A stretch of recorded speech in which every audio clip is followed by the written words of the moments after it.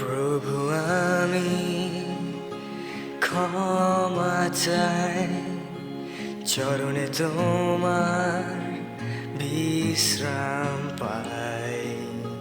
তোমায় ছাড়া একা আমি, চালাও মোর হৃদয় জানি। প্রভু তোমায় চাই, প্রভু আমি তোমায় চাই, প্রতিক্ষণে আমি তোমায় চাই। মোর ভরসা ধার্মিকতা, ও প্রভু আমি তোমায় চাই। অতি গভীর পাপ মোর যেথায়, তোমার দয়া প্রচুর সেথায়। খ্রিস্ট মোর সাথে যেথায়, মুক্ত আমি পবিত্রতায়। খ্রিস্ট মোর সাথে যেথায়, মুক্ত আমি পবিত্রতায়।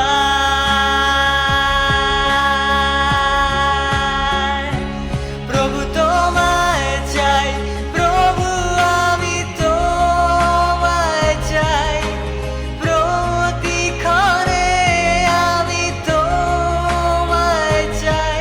মোর ভরসা ধার্মিকতা, ও প্রভু আমি তোমায় চাই। তোমার গান শিখাও মোরে লোক আছে, প্রলোভন যখন সামনে আসে, যখন আর পারি না জানি যিশু আমার আশ্রয় নে, যিশু বুকে তোমার। যখন আর পারি না জানি যিশু আমার আশ্রয় নে, যিশু বুকে তোমার।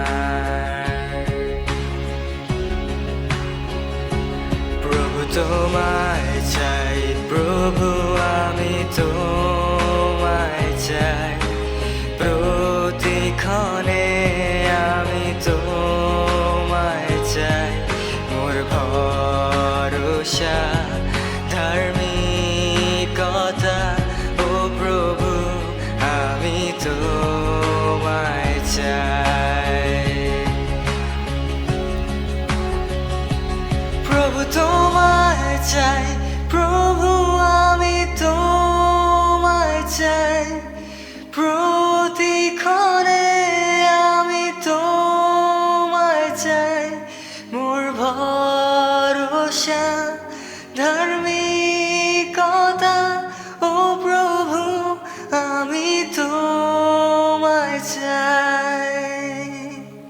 মোর ভরসা ধার্মিকতা, ও প্রভু আমি তোমায় চাই। সকলকে প্রভুতে নমস্কার জানাই। এই নববর্ষ 2026 সনের আমার জন্য এই প্রথম সাব্বাত, এবং এই সাব্বাতে আমি আপনাদের কাছে আমার বিগত জীবনের যে সমস্ত অন্যায় অপরাধ এবং আপনাদের সকলেরও তরফ থেকে আমরা ঈশ্বরের কাছে প্রার্থনা করি যেন এই নতুন বৎসরে তিনি আমাদের ভালো রাখেন, আমাদের আত্মিক শক্তিতে এবং আত্মিক যে মূল্য আমরা দিতে পারি তার জন্য যেন আমরা নিশ্চিত থাকি। ঈশ্বর আমাদের এই প্রার্থনা গ্রহণ করুন। আসুন আমরা প্রার্থনা করি। করুণাময় স্বর্গীয় পিতা, আমরা তোমার ধন্যবাদ করি যে তুমি আমাদের গত বৎসর 2025 সাল সুন্দর সুরক্ষা করেছো এবং এই 26 সালে আমার জন্য এই প্রথম সাব্বাত মণ্ডলীদের উপলক্ষে তুমি আমাদের প্রত্যেকের সঙ্গে ছিলে এবং তুমি এখনও আছো এই বিশ্বাস করি। আমাদের প্রত্যেকের, আমি এবং আমার পরিবারজন এবং আমার সামনে যে মণ্ডলী এবং যে যেখানে থেকে দেখছে শুনছে তাদের প্রত্যেকের পাপ সকল ক্ষমা করো, তাদের অন্তঃকরণ নির্মল এবং পবিত্র করো এবং তাদের আলোতে রাখো, যেন তারা অন্ধকারের সেই গুহা বা অন্ধকারের সেই গহ্বরে যেন ডুবে না যায়। তুমি আমাদের প্রত্যেকের সঙ্গে থাকো, যিশুর নামে চাই, আমেন। সুতরাং নতুন বৎসরে নতুন উদ্দীপনা, নতুন সব কিছু, তাই নিয়ে আমরা আজকে আমাদের পাঠ শুরু করতে চাই। এবং আমি যে বিষয়ে নিয়েছি সেটা হচ্ছে যে লোকেরা কেন আলোর থেকে অন্ধকারকে বেশি ভালোবাসে। আলোর চেয়ে অন্ধকারকে ভালোবাসা কিন্তু কেন? আমরা বাইবেলের থেকে দেখি যোহন 3 অধ্যায় 19 এবং 21 পদ। আর এই দণ্ড যে জগতের মধ্যে আলো এসেছে, কিন্তু মানুষ আলো অপেক্ষা অন্ধকারকে বেশি ভালোবাসলো, কারণ তাদের কাজ মন্দ ছিল। এটা হচ্ছে একটা ভূমিকা। যার যত মন্দ কাজ সে অন্ধকারকে তত বেশি ভালোবাসে। অন্ধকারে কি থাকে এখানে লেখা আছে, আমি যে হিসেবে এটা লিখেছি তার কি হচ্ছে, আর বলতে অন্ধকারের মানুষ প্রকৃতপক্ষে অন্ধকারে কি থাকে? অন্ধকারে লুকিয়ে থাকে পাপ, লজ্জা, অপরাধবোধ ও ভয়। যিশু এখানে বলেন মনুষ্যের সবচেয়ে বড় সমস্যা হলো আলো না থাকা নয়, বরং আলোকে প্রত্যাখ্যান করা। আলো এসেছে, খ্রিস্ট এসেছেন, সত্য প্রকাশিত হয়েছে, তবু মানুষ অন্ধকারকেই বেছে নিচ্ছে। আমরা দেখব কারণটা কি। প্রথম দিন ঈশ্বর কি সৃষ্টি করেছেন? আদিতে ঈশ্বর ইংলিশে বলেছিলেন লেট দেয়ার বি লাইট, আলো আসুক। এবং আলো আসলো। আলোটা কি? সূর্য ওঠার আগ পর্যন্ত যে আবছা, যে সুন্দর সকালটা থাকে সেটাই আলো। এবং যেখানে আলো থাকে সেখানে অন্ধকার থাকে না, এবং অন্ধকারকে দূরীভূত করার জন্যই আলো। সুতরাং এখানে লেখা আছে, যিশু বলেন যে মানুষের সবচেয়ে বড় সমস্যা হলো সে আলো না থাকা নয়, বরং আলোকে প্রত্যাখ্যান করা। আলো এসেছে, খ্রিস্ট এসেছেন, সত্য প্রকাশিত হয়েছে, তবু মানুষ অন্ধকারকেই বেছে নিচ্ছে। আজ আমরা দেখব অন্ধকার কি, মানুষ কেন অন্ধকারকে ভালোবাসে, আলো কি করে, আলোতে আসার জন্য আমাদের আহ্বান। অন্ধকার কি এখানে লেখা আছে, বাইবেল অন্ধকার মানে খুব খারাপ কাজ নয়, এটি একটি হৃদয়ের অবস্থা। ঈশ্বরের থেকে দূরে থাকা, সত্যকে প্রত্যাখ্যান করা, ঈশ্বরের পরিবর্তে নিজেকে কর্তৃত্বে বসানো। যিশায়া নবী বলেন 5 অধ্যায় 20 পদে, ধিক তাদের যারা মন্দকে ভালোবাসে এবং ভালোকে মন্দ বলে, যারা অন্ধকারকে আলো, আলোকে অন্ধকার বলে। অন্ধকার নিরাপদ মনে হয়, কারণ সেখানে হিসাব দিতে হয় না। অন্ধকার অনুতাপ চায় না, পরিবর্তন চায় না। মানুষ কেন অন্ধকারকে ভালোবাসে? যিশু বলেন মনুষ্য অন্ধকারকে ভালোবাসলো, অন্ধকার পাপ লুকিয়ে রাখে, কারণ তাদের কাজ মন্দ ছিল। আলো প্রকাশ করে, অন্ধকার ঢেকে রাখে। সেই জন্য বাইবেলে বলা আছে, যিশু যখন তার সেই পর্বতের উপর উপদেশ দিচ্ছিলেন, তিনি বলেছিলেন যে কেউ প্রদীপ জ্বালিয়ে খাটের নিচে লুকিয়ে রাখে না, অথবা কোনো একটা ঝুড়ি দিয়ে ঢেকে রাখে না, সে উপরে রাখে যেন সকলে আলো পায়। এখানে লেখা আছে যে আলোতে আসা মানে কি? স্বীকার করা আমি পাপী, মেনে নেওয়া আমার একজন উদ্ধারকর্তা দরকার। হিতোপদে 16 অধ্যায় 18 পদে লেখা আছে, অহংকার ধ্বংসের আগে যায়। অহংকার অন্ধকারের মতোই। অন্ধকার মিথ্যা শান্তি দেয়, পাপ প্রতিশ্রুতি দেয়, আনন্দ কিন্তু স্বাধীনতা নয়, আরাম কিন্তু জীবন নয়। শেষ পর্যন্ত অন্ধকার সবসময় মানুষকে ফাঁকা রেখে চলে যায়। এখানে লেখা আছে যে আলো কি করে? যিশু দোষ দিতে নয়, উদ্ধার করতে এসেছেন। ইংলিশে লেখা আছে, ইংলিশে বলে, he came to seek and save which was lost. তিনি তাদেরকে উদ্ধার করতে এসেছেন যে হারিয়ে গেছে। আর আমরা কোথায় হারিয়ে যাই? অনেক সময় যেখানেই থাকি না, অন্ধকারে আমরা হারিয়ে যেতে অনেকটা পছন্দ করি। আলো যোহন 1 অধ্যায় 5 পদে লিখেছেন, আলো অন্ধকারে জ্বলে এবং অন্ধকার তাহা গ্রহণ করেনি। আলো সত্য প্রকাশ করে। গীতসংহিতা 119 অধ্যায় 105 পদে লেখা আছে, তোমার বাক্য আমার চরণের প্রদীপ ও আমার পথের আলো। আলো আরোগ্য আনে। আলোতে আসা কষ্টদায়ক হতে পারে, কিন্তু সেইটি মুক্তির পথ। প্রথম যোহন 1 অধ্যায় 7 পদে লেখা আছে, আমরা যদি আলোতে চলি তবে যিশুর রক্ত আমাদের সমস্ত পাপ থেকে শুদ্ধ করে। আলো জীবন দেয়। আলো জীবন দেয়। যোহন 8 অধ্যায় 12 পদে লেখা আছে, আমি জগতের আলো, যে আমাকে অনুসরণ করে সে অন্ধকারে চলবে না।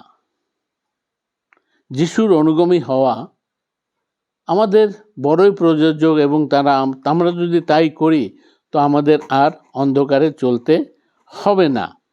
আমাদের প্রতিক্রিয়া কি হওয়া উচিত? যে সত্য কাজ করে সে আলোতে আসে। আলোতে আসা একটি সিদ্ধান্ত। ঈশ্বর জোর করেন না, তিনি ডাকেন। আদম এবং হাওয়া যখন পাপ করেন এদন বাটিকায়, এবং তিনি তাদের তিরস্কার করেননি, তিনি তার সময় মতো এসে তাদের খুঁজেছেন যে আদম, আদম তুমি কোথায়? সেখানে আলো ছিল। ঈশ্বর আলোতে দাঁড়িয়ে তিনি তাদের ডাকছেন। আর তারা কোথায়? তারা অন্ধকারে লুকিয়ে আছে। তারা বলছে যে আমরা লজ্জিত আপনার সামনে আসার জন্য। তখন বলে, তোমরা কি সেই ফল যে আমি নিষেধ করেছিলাম খাবে না, তোমরা কি সেটা খেয়েছো?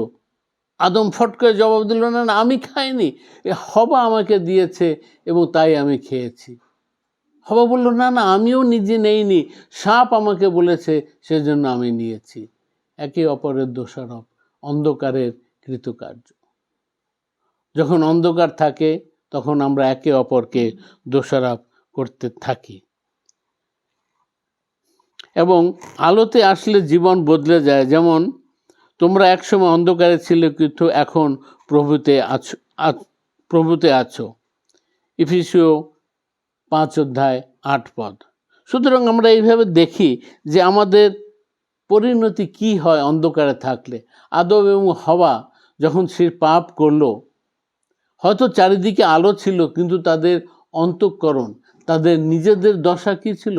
তারা অন্ধকারে ছিল, কারণ তারা ঈশ্বরের কাছ থেকে লুকাচ্ছিল।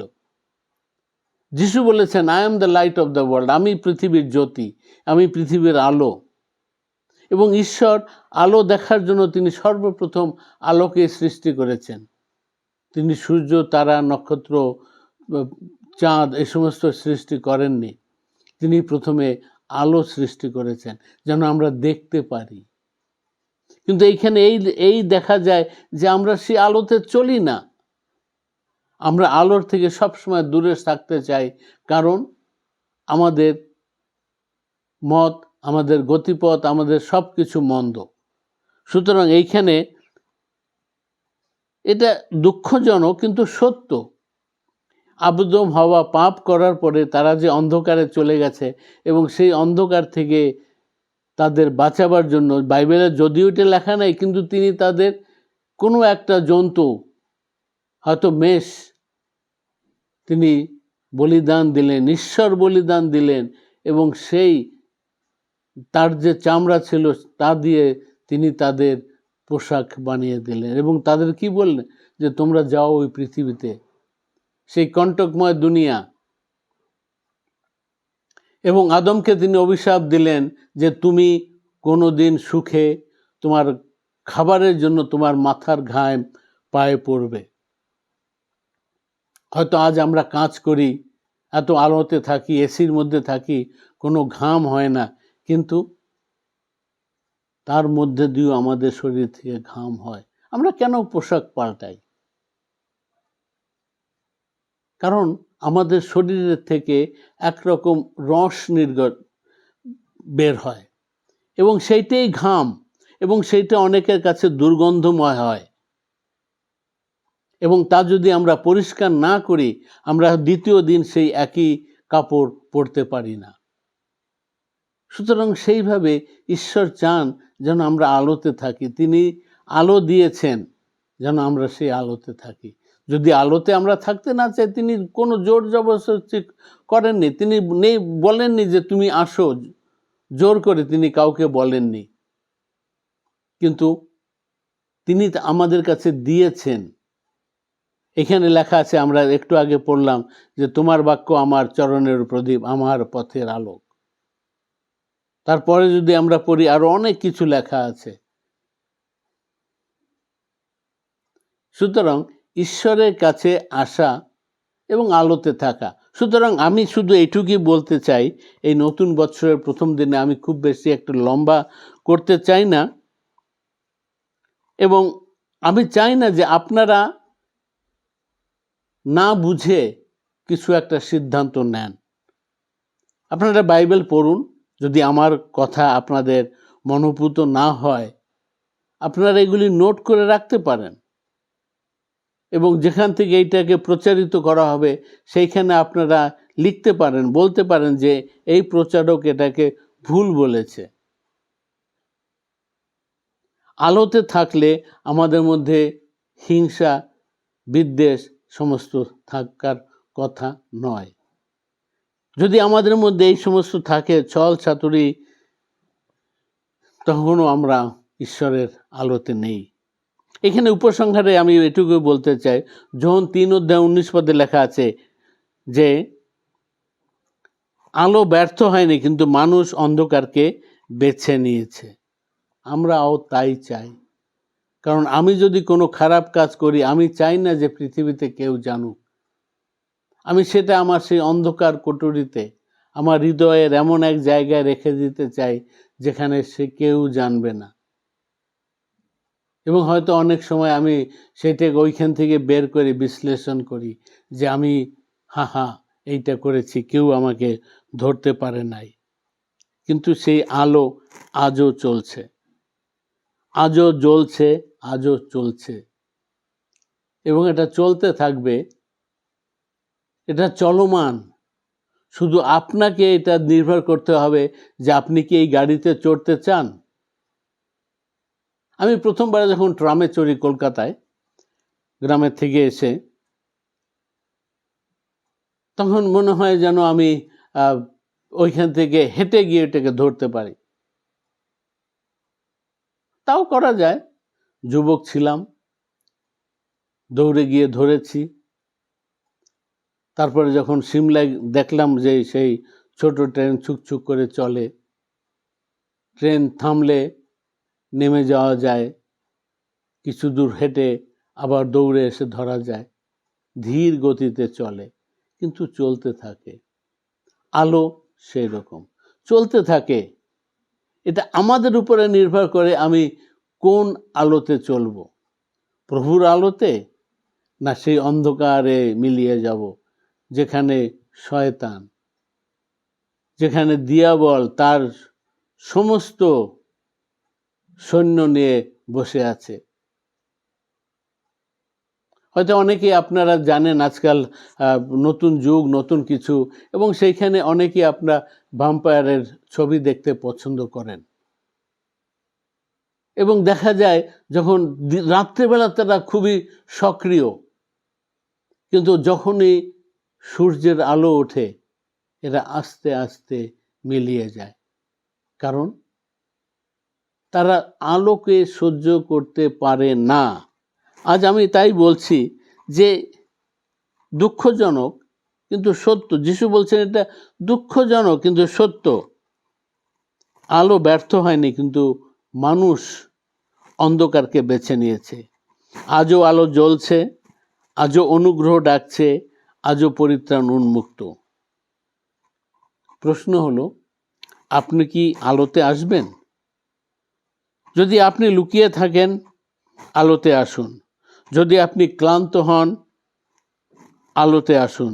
যদি আপনি অন্ধকারে বন্দী হন, যিশুর জগতের আলো। ইফিসীয় 5:14 লেখা আছে, হে নিদ্রিত জাগো, মৃতদের মধ্যে থেকে উঠো, খ্রিস্ট তোমাকে আলো দেবেন। আপনি চাইলে আমি আরো বিষয় বলতে পারি, কিন্তু আমি জানি যিশু এসেছেন আলো দিতে, যিশু এসেছেন আমাদের পরিত্রাণ দিতে, এবং যিশু এসেছেন, এর আগের যে পদটা যোহন 3:16 আমরা পড়িনি, কিন্তু সেখানেও একই কথা লেখা আছে, কারণ ঈশ্বর জগৎকে এমন প্রেম করিলেন যে তিনি তার একজাত পুত্রকে প্রদান করিলেন, যে কেহ তাহাতে বিশ্বাস করে সে বিনষ্ট না হয় কিন্তু অনন্ত জীবন পায়। যদি আপনি অন্ধকারে থাকেন, আপনার কাছে যদি কোনো রকম ডাক আসে, যদি কোনো রকম আহ্বান আসে, তখন আপনি সেই আহ্বানের ভিত্তি করে আপনি আসতে পারেন এবং আপনি চাইতে পারেন যে ঈশ্বরের উদ্দেশ্যে তিনি থাকবেন, এবং প্রার্থনা করুন যেন সেই আলো আপনার দ্বারে এসে নক নক করে এবং আপনি দরজা খুলে বাইরে চলে আসুন, আলোতে চলে আসুন। ঈশ্বর আমাদের আশীর্বাদ করুন। পরম করুণাময় স্বর্গীয় পিতা, তোমার ধন্যবাদ করি যে তুমি আমাদের এই সুযোগ দিয়েছ এই বিষয়ে আলোচনা করার জন্য। তুমি আমাদের প্রত্যেকের সঙ্গে থাকো, আমরা যেন আলোতে চলতে পারি, আমরা যেন আলোতে থাকি এবং আলোতে অন্য আরও কাউকে যেন নিয়ে আসতে পারি। এই দিকে আমরা চাই যেন আমাদের সত্য এবং আলো যেন সম্পূর্ণ পৃথিবীতে বিকশিত হয়। যিশুর নামে চাই, আমেন।